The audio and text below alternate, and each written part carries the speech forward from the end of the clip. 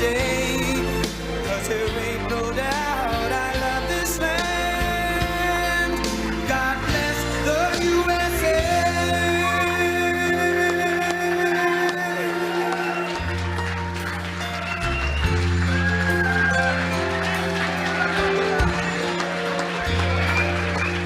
From the lakes of Minnesota to the hills of Tennessee, across the plains of Texas, from sea to shining sea, from Detroit down to Houston, and New York to LA, where there's pride in every American heart, and it's time we stand and say,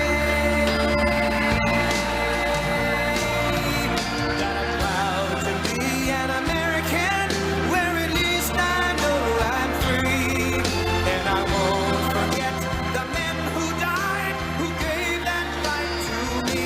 And I gladly stand up next to you and defend her still today. 'Cause there ain't no doubt I love this land. God bless the USA.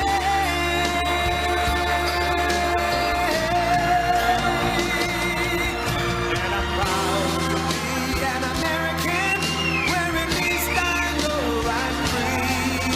And I won't forget the men who died, who gave that right to me. And I gladly stand. Wow.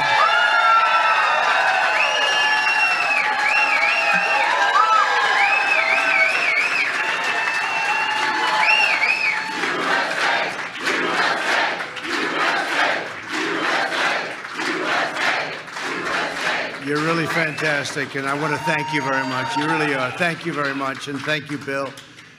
And thank you to the Council for National Policy. My brother Robert would have wanted me to be here today. Thank you very much.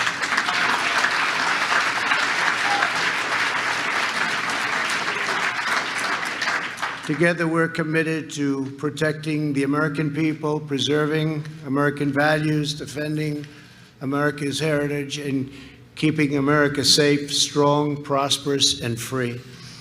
I want to thank Bob McEwen, Kelly Shackelford, and Jenny Beth Martin for your tremendous leadership of the CNP. Done a fantastic job. We're also joined by Acting Secretary of Homeland Security, who's done incredibly, Chad Wolf. Where's Chad?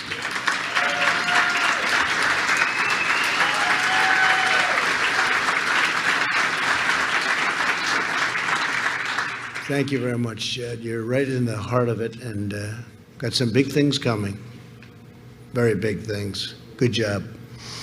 Also, Lieutenant Governor, a friend of mine, Dan Patrick of Texas. Dan, wherever you may be. What a great guy. Great family, great son, doing a tremendous job as U.S. Attorney. And many other state and local officials. I want to thank you all for being here. We have a lot of horsepower here, a lot of firepower, you might want to say. But over the last week, the Democrats held the darkest and angriest and gloomiest convention in American history. They spent 4 straight days attacking America as racist and a horrible country that must be redeemed. Joe Biden grimly declared a season of American darkness. And yet, look at what we've accomplished. Until the plague came in, look at what we've accomplished. And now we're doing it again.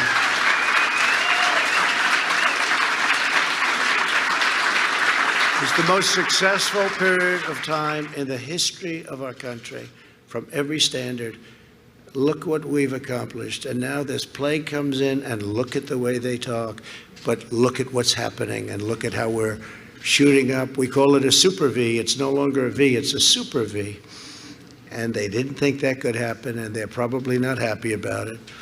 They want to punish America and its citizens instead of holding them high. Where Joe Biden sees American darkness, I see American greatness. We've seen heroic doctors and nurses racing into action to save lives. We've seen first responders helping strangers in need. We've seen the passage of historic legislation to save 50 million American jobs. We've mobilized American industry like never before. We've built military hospitals from scratch, produced life-saving therapies, and we're on track to develop the most incredible, from a standpoint of time, record time, vaccines. We have vaccines. You'll be reading about them very soon, way, way ahead of schedule, years ahead of schedule. This would have been where we are now, phase 3 trials, clinical trials. You wouldn't have been there in 2 or 3 years if you went back to another administration. It's time to reject the anger and the hate of the Democrat Party. We have the biggest election coming up of our lifetime.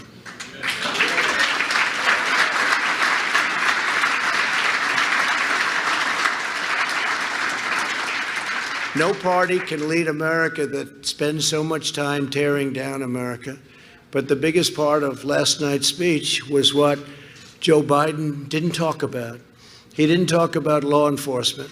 He didn't talk about bringing safety to Democrat-run cities that are totally out of control and they have no clue. China was never mentioned in any way, shape, or form. China will own our country if he gets elected. They will own our country. And we're not going to let that happen.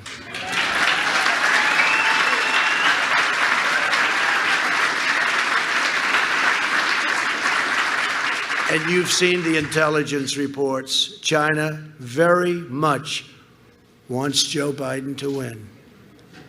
That would be very insulting if they wanted me to win. I don't think so. I don't think so. We've taken in billions and billions of dollars from China. We've given it to our farmers. We've given it to a lot. They had the worst year they've had in 67 years. We had the best year we ever had. We've demonstrated over the last 4 years the extraordinary gains that are possible when we stand strong for our beliefs, when we trust the wisdom of our founders, and when we embrace America's destiny. It's a great destiny. With your help, we carried out the largest tax and regulation cuts by far in American history. And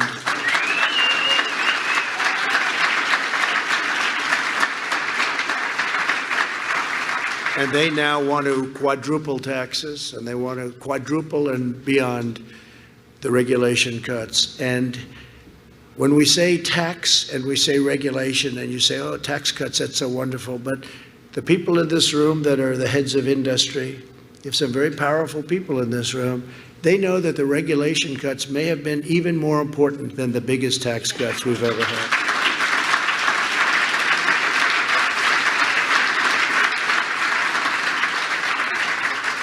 To build a highway in this country could take, in certain places, 18, 19, 20, even 21 years to get approved. That just is not even, it's thinkable. And we've got it now down to 2, and we'll have it down to probably 1. And it may get rejected for safety reasons or for environmental reasons. That's okay, it may happen. But we have it down, we will soon have it down to 1 year from as much as 21 years. We have cases that have just been disastrous. So I just wanted you to know some of the little details, but that's what we're working on. We'll have it down to 1 year to build a highway. You can do it all in 1 year. It doesn't have to take 21 years. And cost 100 times more. Literally, I've seen 100 times more. We eliminated Obamacare's unfair individual mandate penalty, which is really the elimination of Obamacare.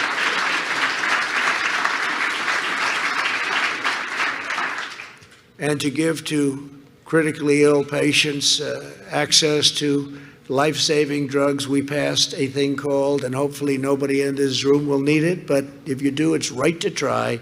We have the greatest medicines, the greatest doctors and labs in the world, and we have things that won't be approved by the FDA for a little while, although I've cut that time now down in half. It used to be 12 years. Now we've cut it down in more than half. And you see that with the vaccines, you see it with the therapeutics. But right to try, where we have the right to now go in and use some of these very promising drugs, and the response has been unbelievable. What's happened and the lives saved have been really incredible. People used to leave for Asia, they used to leave for Europe, they used to leave for other places all over the world, or they'd go home and die. They'd go home and die. If they had no money, they'd go home and die, which is most people. Now they sign a very short, simple document, and they have the right to try, and it's given them hope, and in many cases, it's given their life back. So it's been a great thing. These are things that nobody talks about, but it's, they've been trying to get that approved, by the way. Not as easy as it sounds. It's complicated because you have the insurance companies and the doctors and the hospitals, and the country itself doesn't want to get sued. And so not very easy, but they've been trying to get it approved for 41 years. They've been trying to get that. That's just one of many, many things that we've done for 41 years. To provide our amazing veterans the care they deserve, we passed VA accountability and VA choice. Many, many decades they've been trying to get that.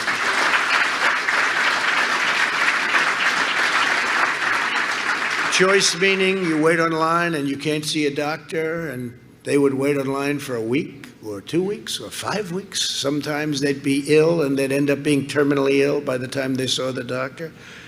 And we're letting them go out, get a private doctor immediately, and we pay the bill. And we just got a 91% approval rating in the VA, the highest we've ever had by many points, 91%. And VA accountability sounds simple, but it's not. You couldn't let anybody go, no matter how they disrespected our great vets, no matter what they said to them, no matter how badly they treated them. And we had sadists, and we had thieves, we had a lot of bad people. You couldn't fire them under any circumstances. Under any circumstance, you couldn't fire them. And now we say, you're fired. It's called VA accountability. And they've wanted to have that. They've wanted to have that. Actually, they've let go of 9,000 people, replaced them with people that love our vets, want to take care of our vets, and great people. And we had a terrible thing going. You couldn't get them fired because of, civil service and unions and different things. You couldn't fire them. Now you can fire them, and you can fire them quickly if they're not doing the job. It's a big deal. And we don't talk about it a lot. Nobody talks about it. But they've been trying to get those two things approved for more than 4 decades. And now they're done and they're approved. We ended the Obama-Biden administration's war on American energy, and the United States is now the leading producer of oil and natural gas anywhere in the world. It's a big thing.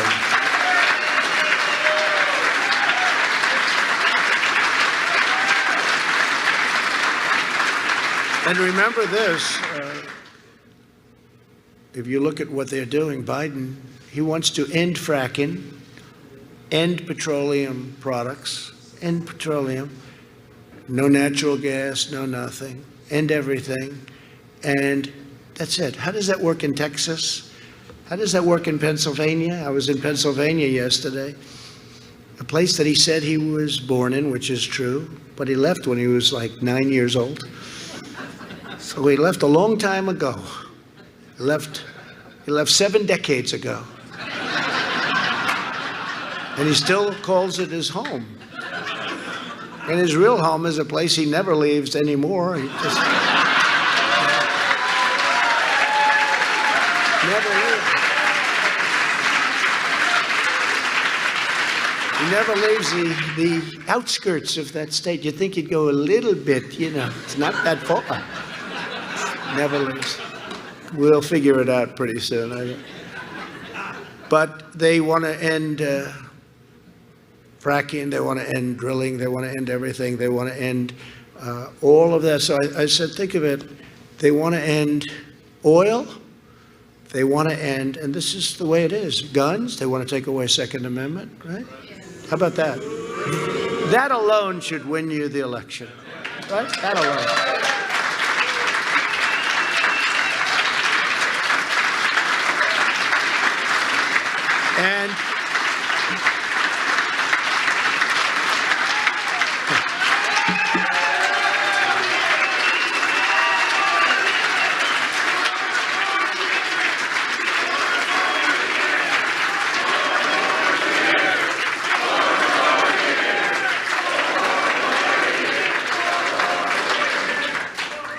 And And I protected your Second Amendment. Did you think that was easy for the last 4 years? Everyone said, oh, look, he's wilting, he's wilting. And no, we're not wilting. And we've had people that were in tragedies, and they lost a son in a school, and they lost a daughter, beautiful Meadow. And that gentleman's been a friend of mine. He knows exactly who I'm talking about. Beautiful Meadow. They're totally in favor. They've actually gotten hard line on Second Amendment. It's not one way. It's an incredible thing to see, actually. But we held totally strong, and it's always going to be with us. But if they get in, they will absolutely either obliterate it to a point of no return or actually terminate it. And I have no doubt about it. I have absolutely no doubt about it. And it's something we can't let happen, such a big part of our security and our safety. And your entertainment and all, but I say security and safety probably first, right? And God, it's an attack on God, it's an attack on religion. Did you see the man that got up and sang a very, very special phrase from a very, very special thing? And he left the word God out. And I was watching and I said, oh, he must have made a mistake. I didn't think that he left it out. I thought maybe he, that can happen. Maybe he made a mistake. He didn't make a mistake. That's where they're coming from. He left the word God out, and that's where they're coming from. I withdrew from the one-sided parrot. If you see it, the Paris climate, I call it the Paris climate disaster. This was a way of taking advantage of the United States. We wouldn't be able to drill. We wouldn't be able to frack. We wouldn't have energy. Russia went way back into the dirtiest years. China didn't even come into it until 2030 or 2035. And when they did, they came in very lightly. We came in immediately, and we would have had to close down many, many businesses in order to achieve the goals that they set, which are totally unrealistic. It was a disaster. And it's an amazing thing. When I did that, and when I did a couple of others, environmental bills, the Clean Waters Act, how about that? It sounds so beautiful. The name is so beautiful. In fact, when I did it, I said, I'm going to be killed on this one. And I did it. And I was surrounded by farmers and developers, builders that build houses and others. And they never cried. They're very strong people. They never cried a day in their life. They were almost all crying. I said, what was this big, strong guy? What was the last time you cried? I can't remember, sir. I gave them back their life. That took away, right? That took away their life. And what we did in Minnesota with the iron ore, people came up to me, they said, you gave us back our life. Obama wrote it out. Iron ore, the best in the world. He wrote it out. We gave it back to them. We went up to Maine. We gave them back their lobsters. We gave them back their fishing.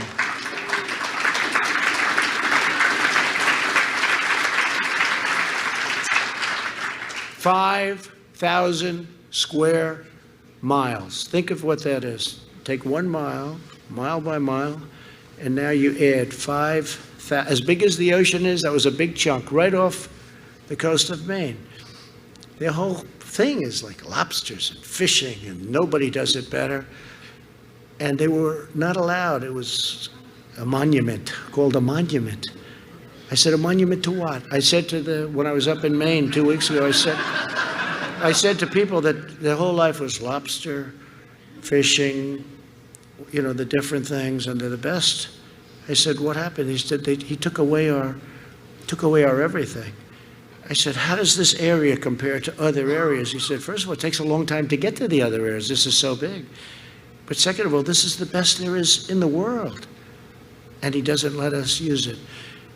And I said, and yet you vote Democrat, and it's hard to believe. It's like Israel. Look what I did for Israel.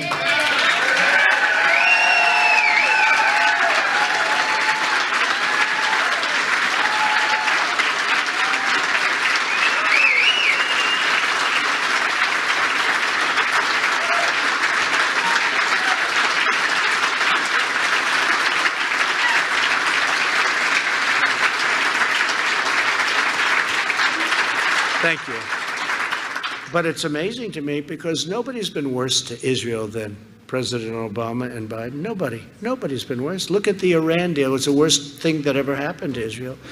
And they never moved the embassy to Jerusalem, thereby making Jerusalem the capital of Israel, which I did, and neither did any other president. And I understand why. They campaign on it, Every president said they were going to do it. No president did it until I came along. And the pressure, and I will tell you, the pressure from other parts of the world was enormous. And I've told the story a few times where I just turned off my phone, and when the king calls, and this one calls, and that one calls, we're calling about Israel. I say, tell him I'll get back in a couple of days. I'll get back in a couple of days. I'll be in next week. Kings and queens and prime ministers, and presidents and dictators, everybody was calling. Don't do it, don't do it. It'll be bloodshed all over the Middle East. Look what we just did, right? With United Arab Emirates and Israel. And now others will follow. And we couldn't have done that if we had the deal with Iran. But they said, don't do it with Israel, don't do it. And I didn't take their call, and I did it. Had a ceremony, it was fine. Nothing happened. Remember, the world was going to blow up. This will be the end of the world. So I held my breath and I did it. And you know what happened? Nothing. Except we did something that should have been done many, many decades ago. And every president violated their promise, their campaign promise, except me. And I did it. And by the way, I added in Golan Heights. That was a big one, too, by itself. And I did it. And, you know, it's incredible. I'd then call up these heads of state, many of whom are friends of mine. I get along. Actually, you don't hear this from the fake news back there. There's a lot of press. A lot of press. But, you know, you don't hear this from the people back there. But I actually have very good relationships with leaders, with many of them, and some of them just take too much advantage of our country, including some of our so-called allies. You know, some of them are the worst for taking advantage of us. But you don't hear that. Then, so what I did is I called some of the leaders the following week. Hi, how you doing? What's up? Oh, we wanted to talk to you about Israel, but you already did it. I said, oh, I wish I got to you a little bit sooner. But that's easier. That's easier than having somebody asking you over and over, please don't do it. But I could see there was a lot of pressure. I never understood why it wasn't done. It wasn't done because there's tremendous pressure put on the President of the United States by many other countries, much more than you would think, and different countries than you would even think. Countries that you wouldn't think even cared about it were calling, asking not to do it. So we did it, and it's been really quite historic, I guess. And I could run in Israel, and I think they said probably a 98% approval rating in Israel. So it's been good. And you know who appreciates it the most are the evangelical Christians. They appreciate it the most.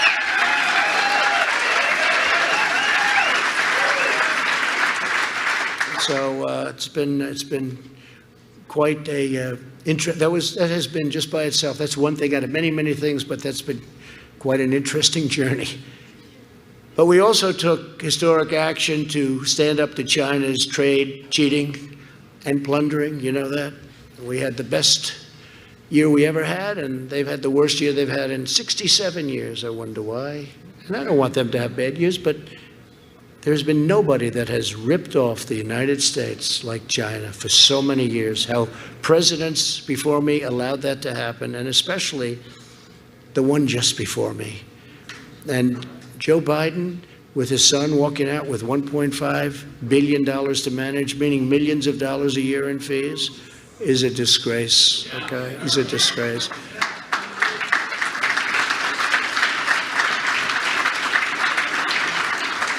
And then the vast sums of money he was paid by Ukrainian company that didn't have the highest standing, to put it mildly, but the vast sums of money. If that ever happened to a Republican, they would have been in jail a long time ago. It's such a double standard, I can't tell you. This whole thing with all of the things that happened, the deep state, you can believe it, you don't have to believe it, but it's very unfair. And I will say that if a Republican ever did what Joe Biden did with calling off the prosecutors, or you're not going to get $1 billion, and he's on tape. It's not like, oh, gee, I mean, he's on tape.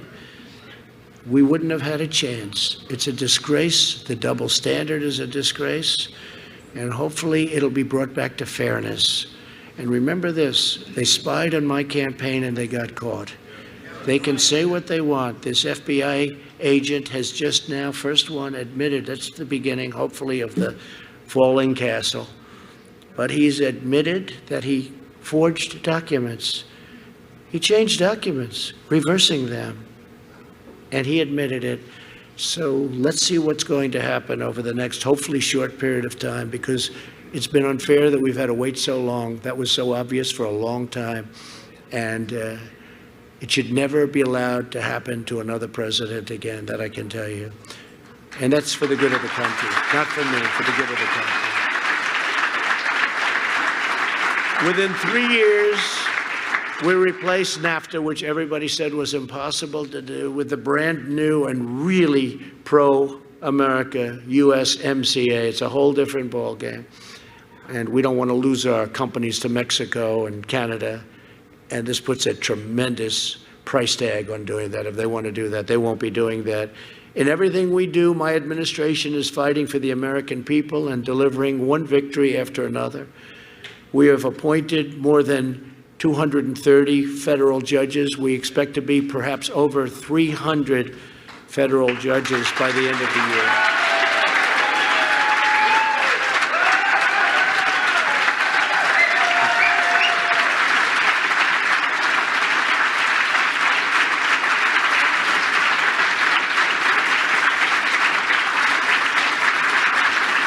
And I can tell you, it's driving them crazy.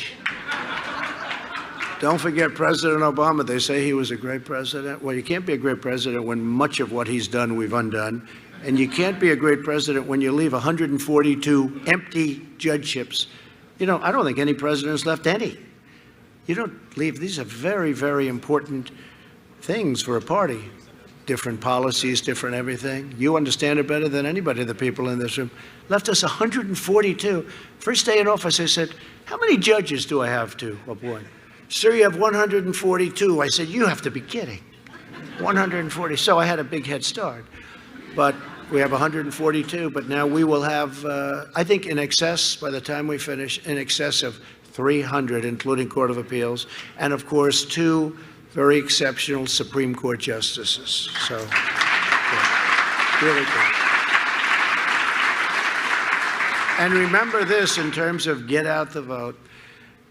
The next president, I think, could have anywhere from 2 to 4 to maybe even 5, just based on statistics, statistically, Supreme Court justices to pick. Think of that. I've had 2. Some presidents have had none, because you generally pick them young and they last a long time, right?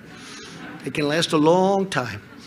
But we could have 2 to 3 to 4, maybe even to 5. It's probably a stretch, but 4 isn't a stretch at all. That would mean that the entire balance of the court doesn't just shift, it becomes dominant. So if we don't win, which we don't want to think about, we have to think positively. And the polls today, Rasmussen, 51%, and they were the ones that got it right last time, them and a few others. 51%. They don't want to show those polls. They only want to show those polls, not likely voters, registered voters. What does that mean? Many are dead? Many have switched their party affiliations, registered. They don't show likely. But you see some of these polls where they interview many more Democrats than Republicans, and they have to, I guess by law, put it out, they interviewed, but many more. And they don't go likely. Why do they do likely voters? Because I think they'd be very upset. I think they know they'd be very upset. Bottom line, we're doing very well. We have the biggest crowds. I think there's more enthusiasm now for this election than there was even It's record enthusiasm, by the way, record-setting enthusiasm right now. It's more now than we had even 4 years ago. Does that make sense?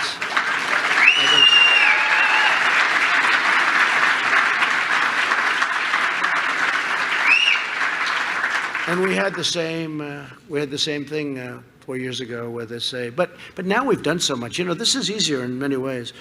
We were sailing, by the way, without the plague from China, this thing was over. This was over. We were sailing. But that came in, and then you have to prove yourself again. So now I have to prove myself again. But we're doing that. We're building up the economy. We're way ahead by every poll, even the fake polls. We're way ahead on the economy, which is very important. But we are. I mean, think of it. You prove yourself, you're in this, and now you have to do it again. But that's what we're doing. We have the V. We have the super V we can talk about. But with the help of countless faith leaders, many of you are in the room. We appreciate it. We passed historic criminal justice reform.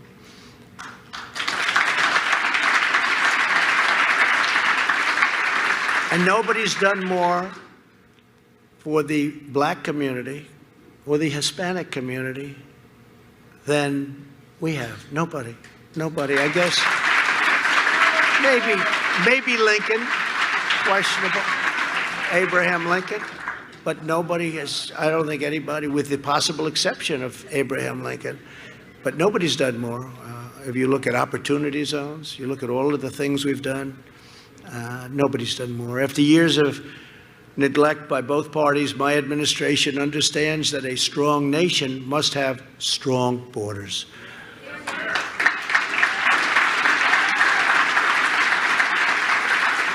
By next week, we will have gone up to over, as I say, 300 miles. That's hard to believe, and that was tough. They didn't want it. Do you notice now that we're building it, you don't hear about it anymore?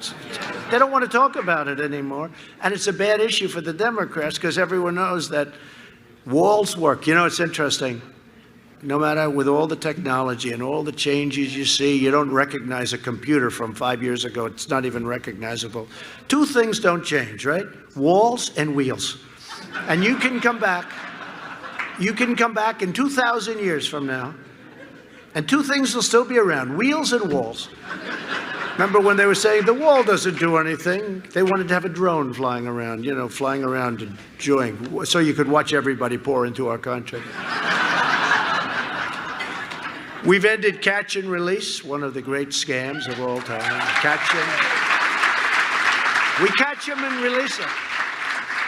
They should say catch and release into our country, because you catch them and then you release them, and you weren't allowed to bring them back. Now we bring them back. We absolutely bring them back. We've dismantled drug smuggling and human trafficking. These networks are horrible. Human trafficking in women, which has turned out, you think of it as almost an ancient crime, but it's not. It's bigger now all over the world than it's ever been because of the computer, because of the internet. It's bigger now than ever before. It's a horrible thing, much of it through the southern border. But all over the world this is taking place, and we've brought it down to levels that nobody thought even possible. But it's a terrible thing, mostly trafficking in women, children to a lesser extent, but women. We've removed 20,000 gang members, including 4,500 MS-13 members, and we brought them back to their countries. And their countries under the Obama administration didn't want to take people. You know that, right? They didn't want to take them. They'd say, no, don't bring them back here. We're not taking them. Guatemala, El Salvador, right? Honduras. They wouldn't take people back. Now they take them back. They say, oh, thank you very much. The last administration left us with a Middle East in chaos. This was a Middle East in chaos. Iran was empowered and exporting terror. They don't have too much money now. They're not spending billions of dollars giving it to Al-Qaeda, Hezbollah, some of these wonderful groups that are totally vicious, crazed lunatics. But Iran's different. It's having a hard time. Its GDP went down at a level that you wouldn't even believe, in the 20s. And they'll make a deal. I say they'll make a deal within a month, but I probably mean a week. But I just want to be right. Because they'll call me. They'll say, it took 10 days. He was wrong. They just want to see if I win, they'll be in making a deal. And if for some reason they don't, they'll take their time and they will get one of the great deals since the last one, where we paid them $150 billion. Gave them 150 for nothing. It wasn't even a long-term deal. It was, right now, the time is almost up. This was like a short-term deal. It's like you rent a store in a shopping center. These are countries we're dealing with. You need length, but it was a short-term deal. But more importantly, we gave them $1.8 billion in cash. Think of that, cash. We flew it in Boeing 757s, loaded from floor to ceiling with cash. What were these people thinking? And had I kept that deal, we terminated that deal. Had I kept that deal, we could never have started this incredible thing that's happening with UAE, Israel, and everybody saying, why haven't you invited us? Okay, we're dealing with many countries now want to come in. This was an impossible thing to even conceive of. Impossible.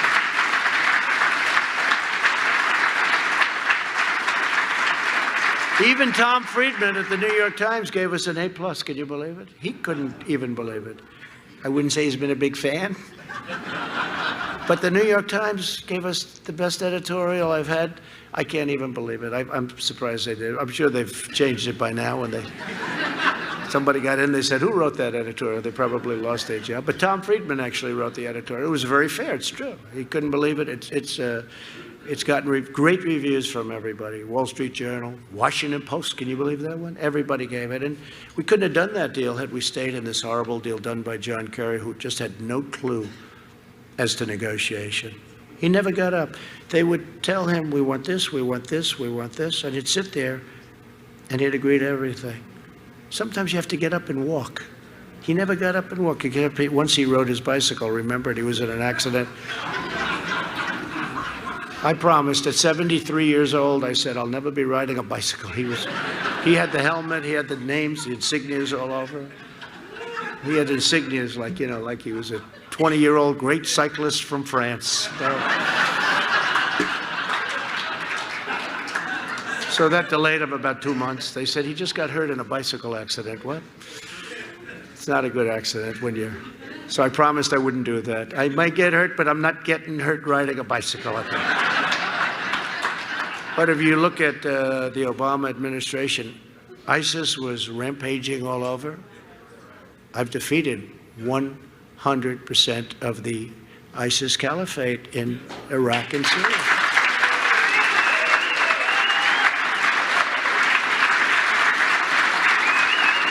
Yesterday we had the Prime Minister of Iraq in my office, and he made a statement. He said, sir, I want to thank you. You have defeated ISIS. I said, wait a minute, when you say that, nobody ever says that. Those people back there don't say it.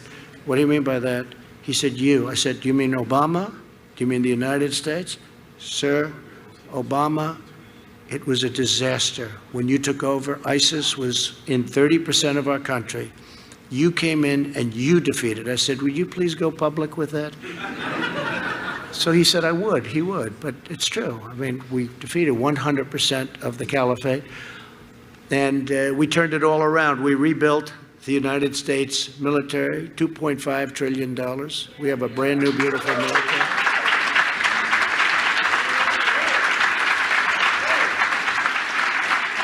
And as I said, with Israel, we got out of the Iran nuclear deal, which was such a horrible thing for Israel. But I asked a friend of mine who's a big fan of Israel. I said, so what was the best? Golan Heights, Jerusalem capital? What was more important of the two? Golan Heights, which they've been working on for 52 years.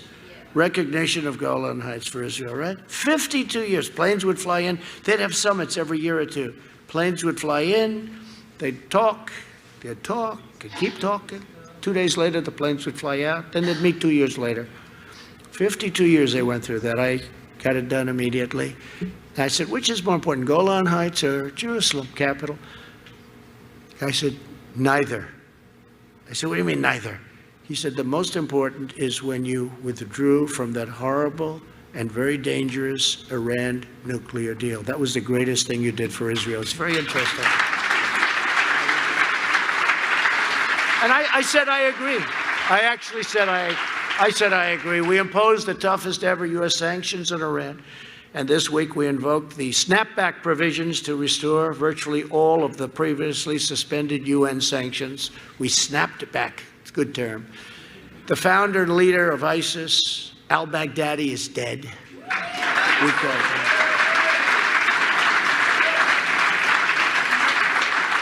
And the world's top terrorist, probably over 50 years, the top terrorist, Qasem Soleimani, is dead. He's gone.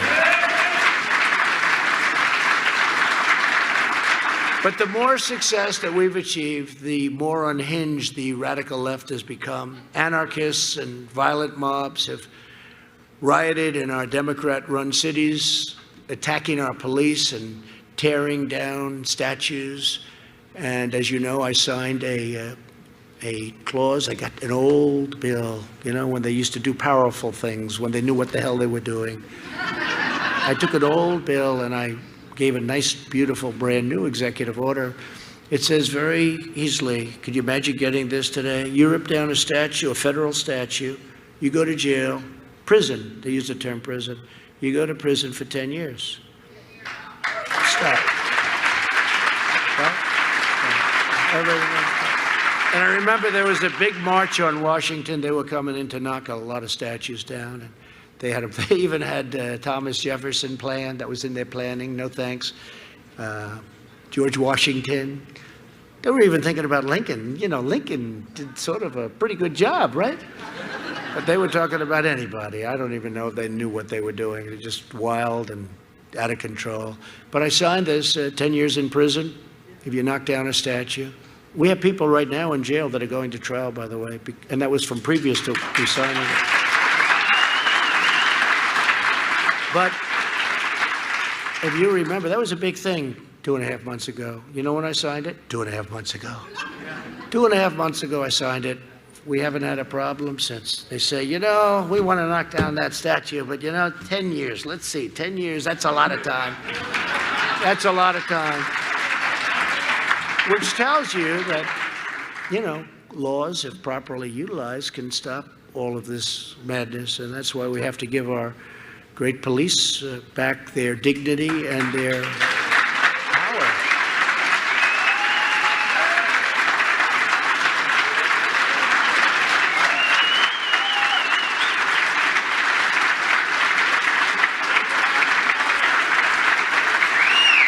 I've been endorsed by almost every police organization in the country. We just got the other day, Pat Lynch, the head of New York City Police, endorsed me. First endorsement, he said, to the best of his knowledge, which is a lot of knowledge, the first time they've ever endorsed a candidate for president. That's good. They don't endorse.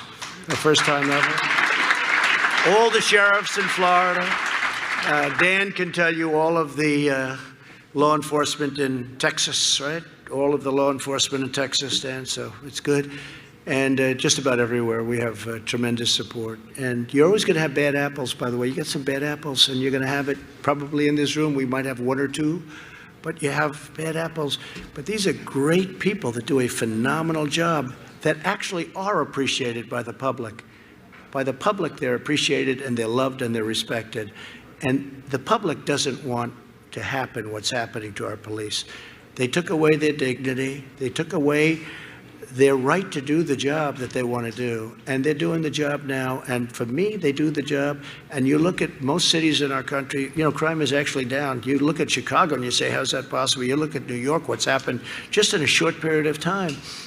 But we're with them and they're with us, and they've done a fantastic job, right? So the future of our country, and indeed our civilization, is at stake on November 3rd.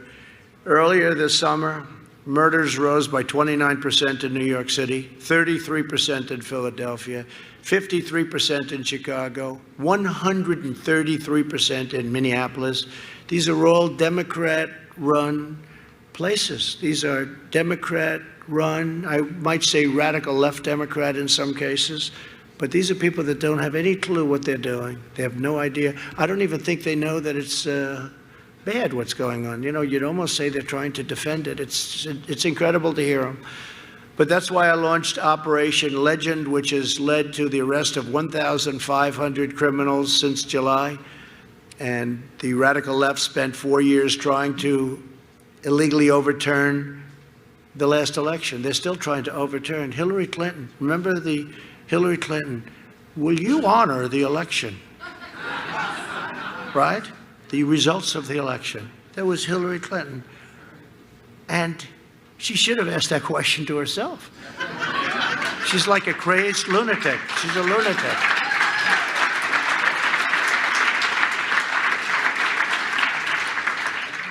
She is something, I'll tell you. But somebody said, what's the difference between Clinton and Biden? Should I say? Should I tell you? Well, Clinton's much smarter, but not a likable person. Joe is not nearly as smart, but he's more likable. So, you know, I don't know. Maybe I'd rather have the smarter person.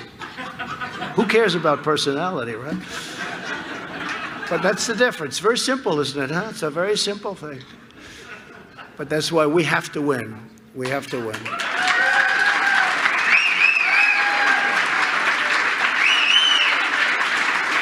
So now the Democrats are planning to permanently alter our political system so their control is never threatened again.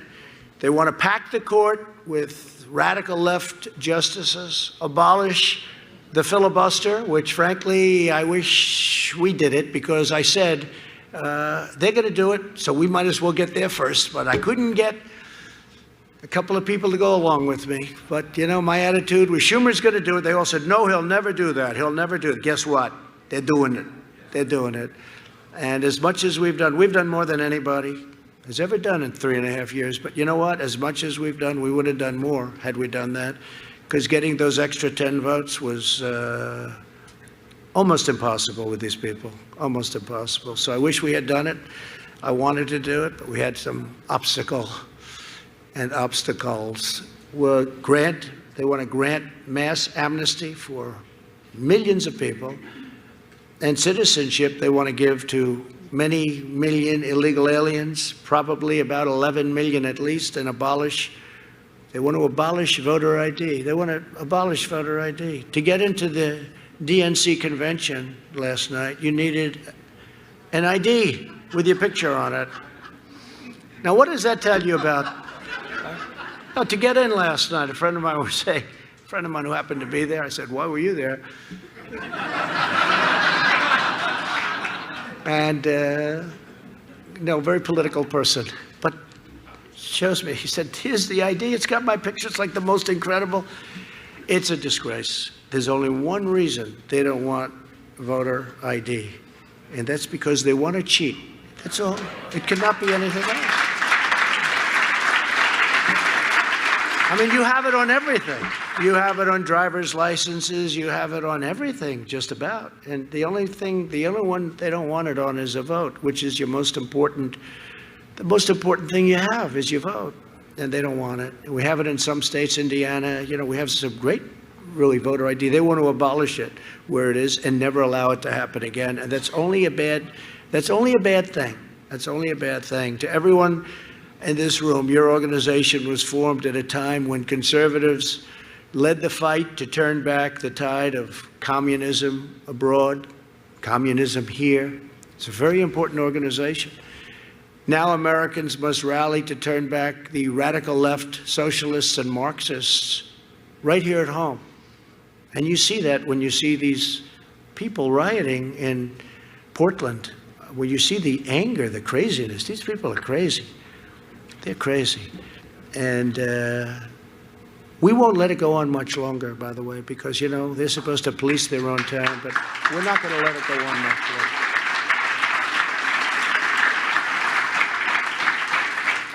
Because at some point we have to say, okay, you've had enough time to police your town. And by the way, they have good police. Portland has good police, but they're not allowed to do their job. If our opponents prevail, no one will be safe in our country, and no one will be spared.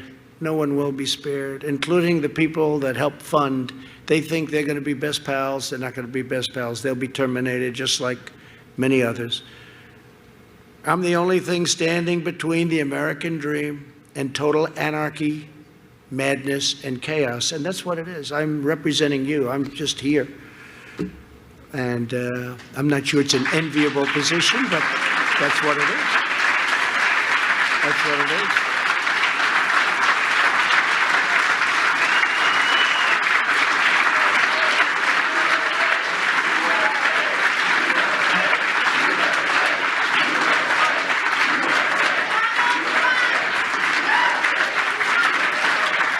You know, when I made that statement, I was a little embarrassed by it because it sounds so egotistical. It's like an egotistical statement, and I was a little embarrassed. I'm the only one, but there was no other way to say it. We have to win the election. I'm the one. If we win, all of these things that we talked about, pro-life, by the way.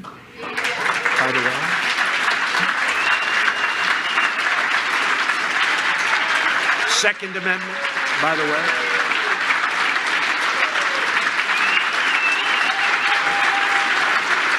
No. If we don't win, it's all gone. Okay? It's all gone. And we have to mention life. All gone. Second Amendment, gone. It's all gone. And many other things. It will be a totally different country, and ultimately it will fail. It will fail. It can't work. Economically, it can't work. We'll go into a depression, and I'm very good at predicting these things. We will go into a depression, no different than, maybe worse, no different than what happened in 1929. Your stocks will crash, your 401ks will be worthless. This is going to happen. And the radical left will bring him along so quickly. I don't know if you saw the Congresswoman the other day where she said, he will do whatever I tell him to do. He's perfect. He will do whatever I tell him to do. This is a Congresswoman. And Bernie Sanders is saying the same thing. Bernie Sanders is saying, look, we'll just let him be in there, and then when he gets in, we'll take it over. That's what's going to happen, because that's where their party is. It's become a sick ideology, and we have to win. We will solve the problem very quickly, very easily. We have to win. I don't like this mail-in ballot deal. They're going to send out 51 million mail-in ballots to people that haven't requested them. Well, where are they going? Look at what happened in New York with Carolyn Maloney, a small race, and they declared her the winner. They don't even have the ballots. It's so mixed up, so fraudulent. And the only reason they declared her a winner is because I was right up. I said, well, yeah, what's going on? 6 weeks and they couldn't count the votes? That's one little race. What's going to happen when you have 150 million votes and you have 51 million votes? Think of it. They're going to send out 51 million. It could be higher than that. 51 million votes, no signature verification. On many of them. In Nevada, no signature verification. In New Jersey, no signature verification. In New Jersey, the governor passed it and didn't even have the legislature approve it. He did it with an executive order, which is interesting. I mean, how do you do this? But think of it, you don't have to know anything about politics. You don't have to know anything, just common sense, right? And a lot of you are great business people. 51 million, it's not an absentee ballot where you request it, they send it, you send it back, it's good, like in Florida. This is 51 million people are going to get ballots to send in. So if it's them, let's say, that are doing it, and it's mostly Democrat states that want it, and they're Democrat governors, they're going to send them to certain areas, I guess, right? I guess, so people are going to be getting them and said, oh, all right, that's fine. And they'll send them back. In some of them, harvesting is allowed. That's where you harvest them all together. In Nevada, harvesting's allowed. So they'll go all over the world and they'll get people to sign them. Hey, you used to be here. They'll go all over the world. And they'll harvest them, and they'll drop thousands of them on a table just before the election. The other thing is, if you do this, you'll never have an election count on November 3rd. You know the way we enjoyed, I'm not sure they did. They didn't enjoy it. But you know, the greatest evening ever was 4 years ago, right?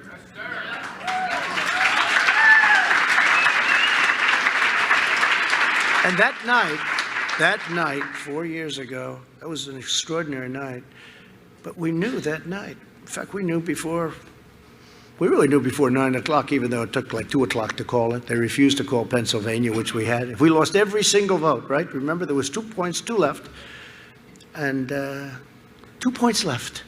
And if we lost every vote, we won Pennsylvania. They refused to call it. But they called Wisconsin. They called Michigan. They called places that haven't done really very well for Republicans. But, you know, if you look at Michigan now, we're building many car plants. They hadn't built car plants in 42 years. We're expanding and building car plants. I mean, a lot of good things are going to happen. But you're not going to be able to know the end of this election, in my opinion, for weeks, months, maybe never, maybe years, but maybe never. Because once you go past the first week, you're never going to know what's going to happen. They're going to be taking them and hiding them. You saw what happened in Broward County in Florida, where they were every day 10,000 gone, 10,000. Rick Scott, he was great, the way he did that. And we helped him a lot. And Governor DeSantis, right? 10,000, 10,000, 10. We would have waited a couple of days. You wouldn't have had the same governor and you wouldn't have had the same senator. We took very strong action because it was obvious what was going on. So now you're going to have 51 million ballots, Tom. Where's Tom? My Tom. Where is he? Stand up, Tom. Were you Tom Fitton? I don't know.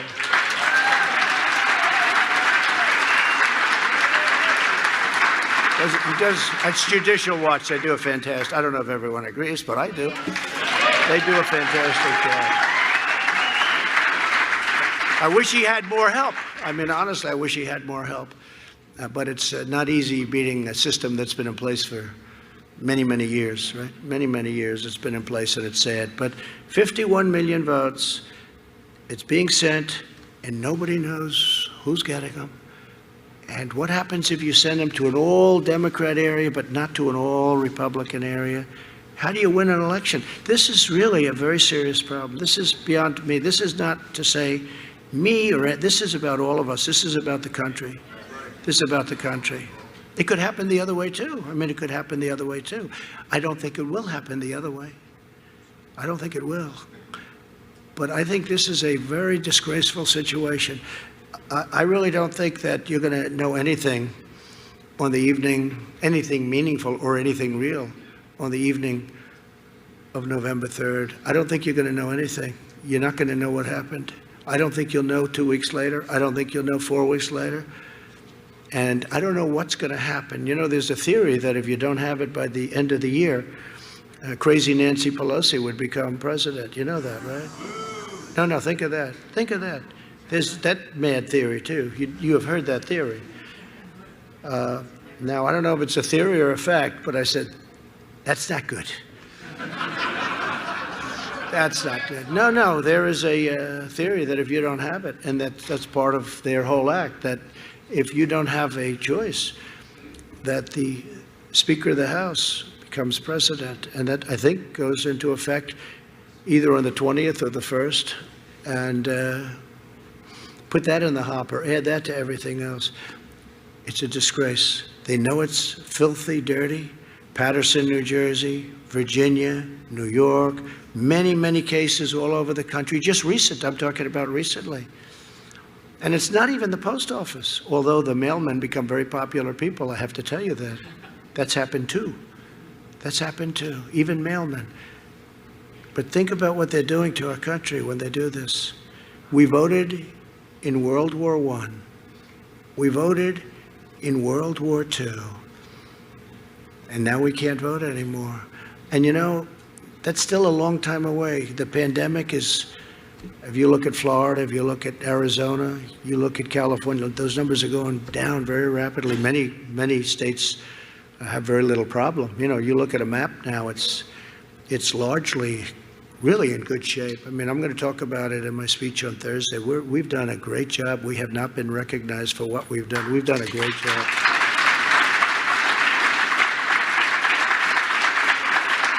So in 2.5 months from now, we'll be in, good shape. And we're going to be in really, I think, potentially really good shape And we can't let this happen to our country. It's called universal mail-ins, okay? Universal. They like the word universal because it explains it. I don't know why. I personally don't like the name. I just call it mail-in. But we want to distinguish it from absentee voting, which is okay, which has gone on for a long time, and we're prepared for that. But we're not prepared for this. 51 million ballots. It will be a tremendous embarrassment to our country. It'll go on forever, and you'll never know who won. So I say that for you. I say it for the cameras because I assume that goes out. But I will tell you that this is a very serious problem for a great democracy. This is a very, very serious problem, and something has to be done about it. And they're being sent almost as we speak. People are going to get ballots that had no intention of voting, that maybe shouldn't be voting, that maybe aren't, and they say the computers will pick it up. The computers are going to pick up nothing.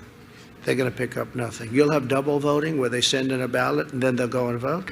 That's going to be a big problem. They'll send in their ballot and they'll vote too. They'll send in the ballot and then they'll vote. What are the chances that some states so efficiently run? Oh, gee, you can't vote. We just got your ballot last night at 7 o'clock. I mean, think of how ridiculous it is, right? Common sense. I say this for the media. This will be the greatest catastrophe, one of the greatest catastrophes in the history of our country. That's how serious it is. And they also think I'm trying to steal an election. Just the opposite. I want the fair results of an election.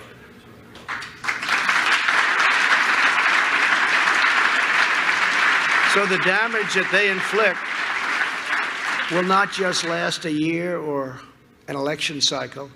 It will echo for generations, and we may never be able to escape, no matter how great our future leaders. We may never, ever escape from the damage that will be inflicted if the radical left takes over the presidency.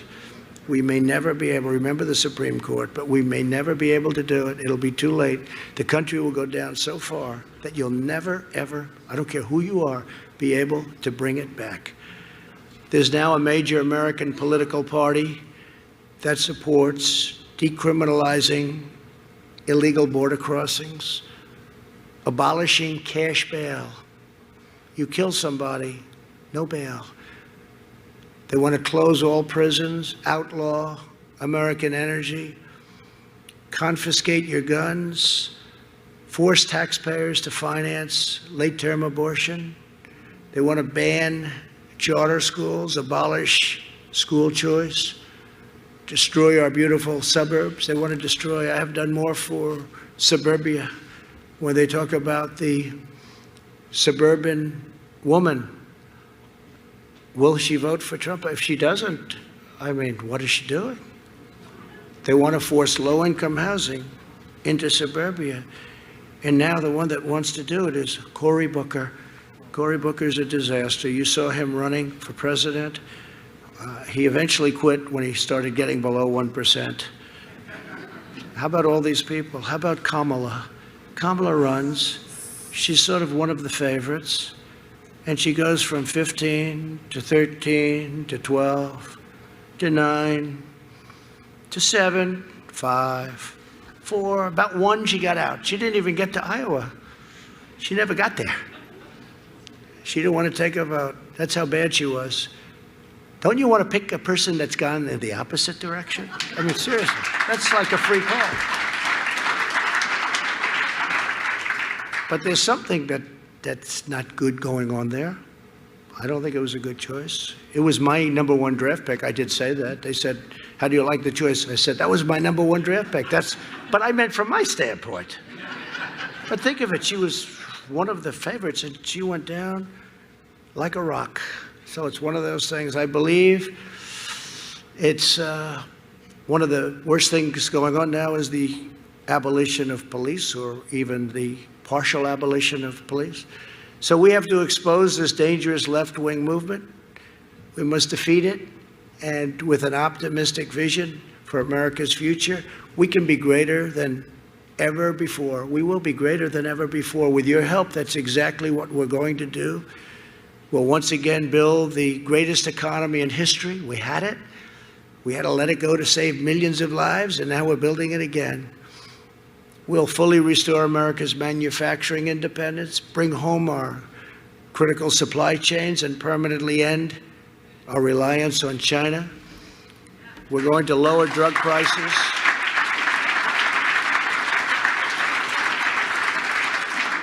We're going to lower drug prices at a level that's never been lowered before. You know, I'm the only president in 51 years that lowered. Last year, drug prices went down a little bit. Not much, but a little bit. But under Obama and Biden, they went up 52%. 52%. We'll create a healthcare system that protects vulnerable patients, lowers costs. We have transparency. It's already done. It's approved. It kicks into effect in January. This is going to lower your hospital stays, your doctor bills, gives you more choice and controls, and we're going to deliver the highest quality care that our great American patients and people and seniors deserve. We'll provide school choice to every parent in America.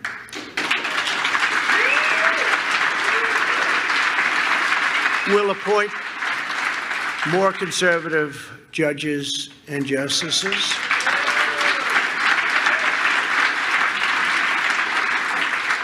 We will protect religious liberty, defend the lives of the unborn, uphold free speech, and safeguard the Second Amendment and your right to keep and bear arms. So important, right? We'll restore patriotic education to our schools.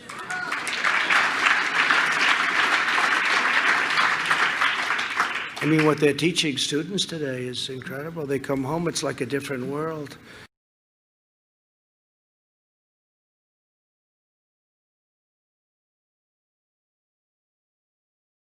See it? The anarchists said, let's get the hell out of here. This is dangerous.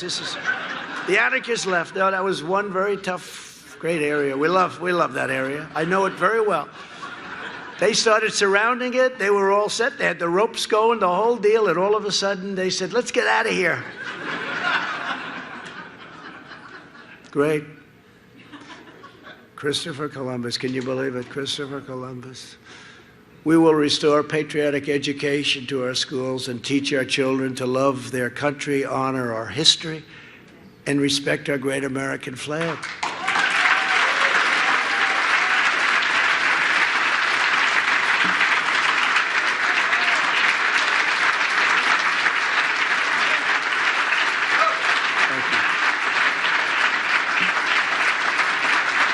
So this is the vision we believe in. And with your help, your talent, and you have incredible talent in this room, and your devotion, this is the bright future, not the dark future that you saw last night and for the last 4 days. This is a bright future that we will deliver for all Americans. I promise you this, as long as I am the President of the United States, I will fight with every ounce of energy and strength. And I have no doubt that our country will be greater than ever before. Thank you all very much. I appreciate it. It's a great honor. Thank you. Thank you.